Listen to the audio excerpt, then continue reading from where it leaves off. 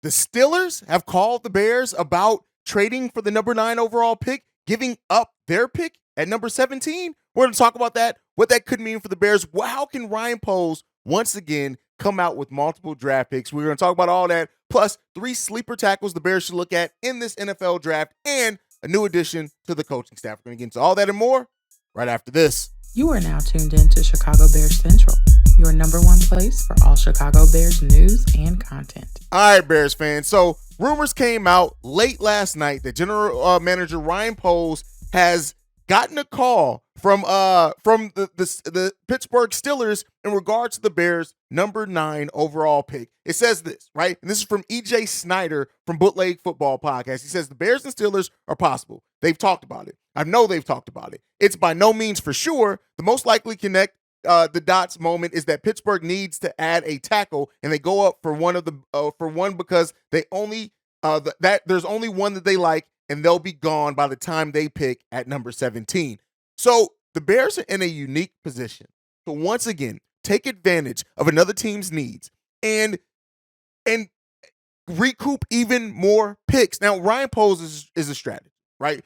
We know this. And so while this is not by any means saying that this is for sure something that's going to happen, it's definitely something to look out for. And so, with that being said, if Ryan Poles does decide to move that number 9 pick and move down, what that would then tell us is that he still is very confident that whoever he can get at number 17, that is not only going to be a scheme fit, but is going to be able to make an impact for the Chicago Bears. Now, how likely do I think it is?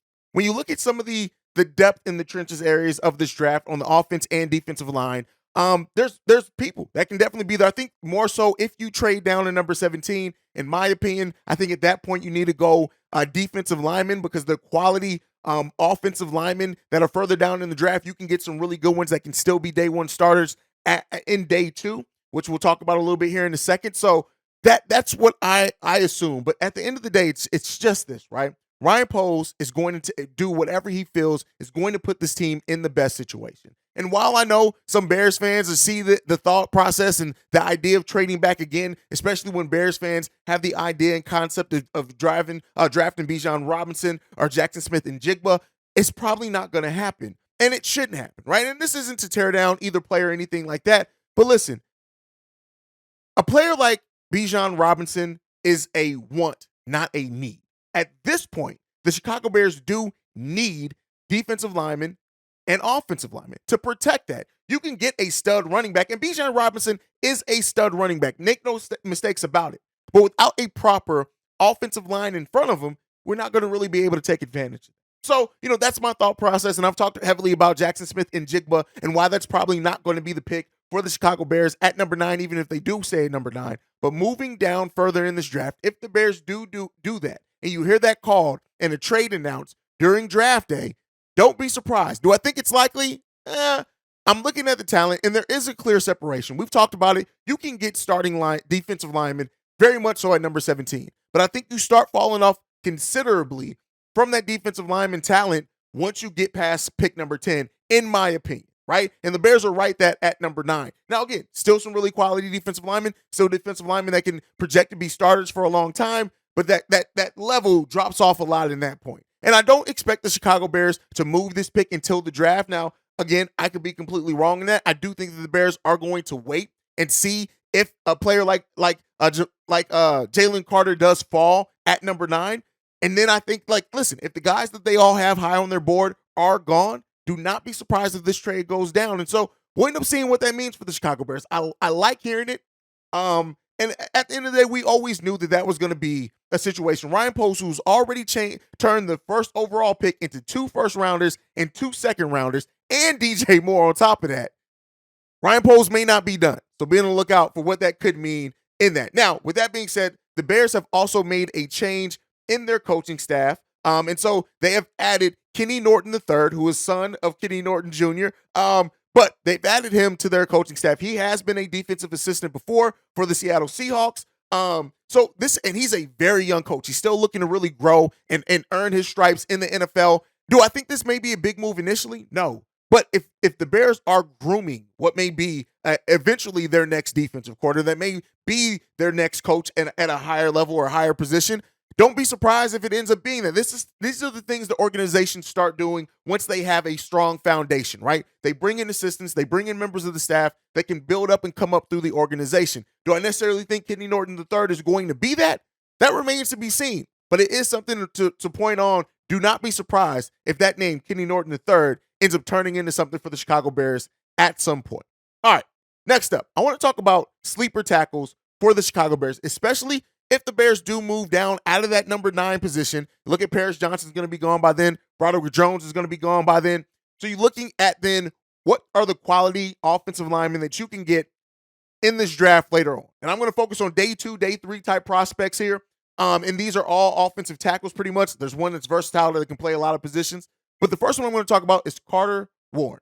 This guy was a 4-year starter out of Pittsburgh. The biggest concern around him right now is that 4 games into the 2022 season, he did suffer a season-ending injury, but he was protecting the blind side of Kenny Pickett when he was invited to the Heisman ceremony. So when he was a Heisman Trophy contender, so look out for that. This is a guy who he did not work in the NFL Combine or at his pro day, so there's some concerns there, right? But teams were very interested in his medicals, so he was invited to the Combine because of that. This is a guy that if the injury concern is not something that's going to be long-term, if that injury concern is something that the Bears or any other team look at and figure, oh no, we're going to be okay here, he's going to drop in this draft. But you can get a damn good offensive tackle in Carter Warren out of Pittsburgh, lower in the draft, probably day 2, day 3, that you can still get him, and he can be a day 1 starter for you if those injury concerns are completely gone. So that's a name to look out for. The next one up is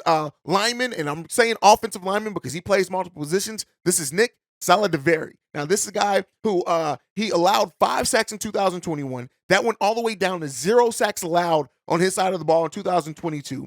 He's a great technical offensive lineman. The hugest thing with him, or the biggest question with him, is that arm length. He's slightly over 33 inches in that arm length, so there's some concern for that. But it's not an issue for players like Peter Skoronski, stuff like that. But again, this guy played guard in the Senior Bowl, but he has played all 4 offensive lineman positions outside of the center position. This is a guy that he can be there on day 2, day 3 for you. And if you get him, you're adding at least a depth piece that can come in and be a really good depth piece for you that can come in and play any of those offensive lineman positions. He's really good in the pass, even better in the run. The run is better than the pass game, but yeah, he has some technique issues there. But again, he can play all those offensive lineman positions, both guard, both tackle positions. And so while there's some questions on if he'll start at the tackle level, that's a player that the Bears could get just to draft just a damn good player that can come in and play multiple positions for them. And we know how Matt Eberflus and Ryan Poles likes versatility on their roster. The next one up, now this is more of a day 3 prospect. This is Dalton Wagner. Now, more of a right tackle than anything else, but there's been some talk, maybe Braxton Jones moves, whatever else we've seen. Matt Eberflus get really creative in moving players along that offensive line. But this is a tackle out of Arkansas who stands at 6'8", right? Great size. The size is not an issue for him. He knows how to use his power. He knows how to leverage there. And while his advantage is the size is an absolute advantage for him, he knows how to use his length and size as well. That's a pause. But nonetheless, he's better in pass protection than run blocking. So there's something with that. But keep in mind, run blocking is easier to teach than pass blocking typically. So with those concerns of him as a run blocker, that could be overcome with really solid coaching and some mentorship of some of the other veterans on this team as well. So again, Dalton Wagner, another name to keep on your board to take a look at. That's it as far as the prospects. Just wanted to give you guys 3, especially if the Bears do move down in that draft. But let's move on. So we got the details from Rasheem Green's contract. And so we got this. It's a 1-year deal worth $1.5 million with a total maximum of $2.7 million. He has a $500,000 base salary guarantee with a $350,000 signing bonus and $500,000 per game on the active roster and a $250,000 incentive bonus. Basically what that means is they've laid that contract out with a lot of incentives and play-based incentives. And I think that that's a smart deal when it comes to Ryan Poles and how he got this talent, right? you add in incentives, but they're all incentives based on playing, not necessarily a number or a certain level of production, but playing games. That safeguards you if for some reason you do have injury concerns that plagued us with some of our veteran players that we signed last season. You can look to maybe not pay as much. But again, it's going to make Rasheem Green very motivated to stay on the roster, very motivated to play games and be as healthy as possible, which I already think he was going to be. But that's definitely something to look out for the Chicago Bears as well. The one thing that I want to talk about, right, and I've been hesitant to really talk about this too much, and that is cornerback prospects for the Chicago Bears, right? I think that we do need to look at something in the cornerback position. And there are a couple of cornerbacks that I know I've talked about a few already, but there are a couple of cornerbacks who I've even read some blogs and some things that have said that the Bears should stay away from a player like Devin Witherspoon. But I'm looking at Devin Witherspoon and saying he's probably the best cornerback in this draft class, and he's probably not going to go first off the board, and he's going to be available in rounds 2 and 3. Now, the biggest question is, how else are you going to use him, right? He has a skill set. He's a solid tackler. He gets in the minds of of wide receivers. He finishes tackles very good as well. And I'm looking at him great in man-to-man. He's a guy that the Bears could get in rounds 2 or 3. Maybe if they start going best player available at that point. But this is a guy that you can get and maybe factor in to be a long-term starter as well. Next one up, Christian Gonzalez out of Oregon. I've seen you guys in the comments talk about this guy. I watched some tape on him.